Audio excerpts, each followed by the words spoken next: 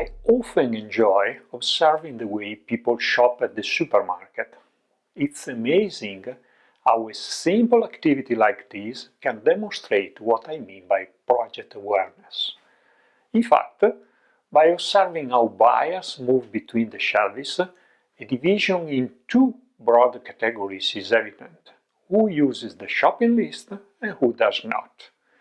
This apparently trivial distinction actually underlies two radically different managerial approaches. Shopping with the list. Often the list is organized following the arrangement of the shelves. The user has a list of things to buy. As the operations proceed, the purchased items are crossed out, and occasionally something not in the list is added to the cart. All in all, the activity finishes within the planned time and budget constraints, and the shopper returns home with the necessary to restore stocks. Usually, there is everything you need to start preparing dinner. Shopping without list. In this case, buyers are much more dynamic. They follow the path of the shelves, moving continuously from one side to the other, scanning for items that catch their attention. Because they often move in pairs, they ask the partner about the need or not to buy a certain product. Do we have green olives at home? What would you say if we tried these tortellini tonight? Shopping generally takes much longer, ends with a packed cart, a very long receipt, and once back home with the discovery that some basic ingredients for dinner are missing. What distinguishes those who shop with the list is their project awareness. It's a way of approaching activities characterized by four fundamental phases. Phase 1.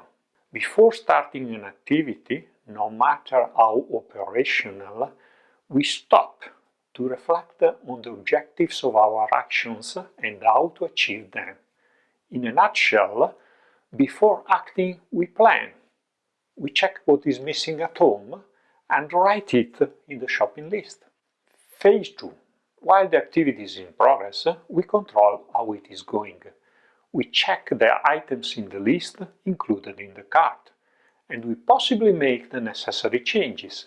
For example, we add items that we had forgotten to include in the list. Phase 3. Before concluding the activity, we verify the achievement of our objectives. All the items on the list have been crossed out, highlighting anomalies: one product not found, another not purchased because it is too expensive or not of the desired quality, so as to being able to manage them later, purchases to be made in another store, for example. Phase 4. At the end of the activity, we finalize. We scroll through the receipt to see how much we have spent, sometimes even identifying the items that caused the deviation from our estimate. And finally, we take a look at the clock to check how long it took us. Obviously, precisely because they are part of daily operations, these phases are applied to our activities almost automatically. It means that project awareness has become a habit. How do we develop a new habit?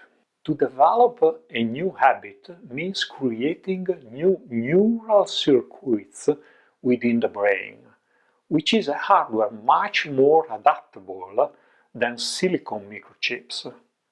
Coding software for the brain is indeed very simple. You develop a new habit by repeating many times the same set of behaviors. If you want to develop a habit of project awareness, start with activities that apparently are not projects, like shopping at the supermarket, spring cleaning, birthday party. You got the point. Sooner than you can imagine, project awareness will become a habit and you will see projects everywhere.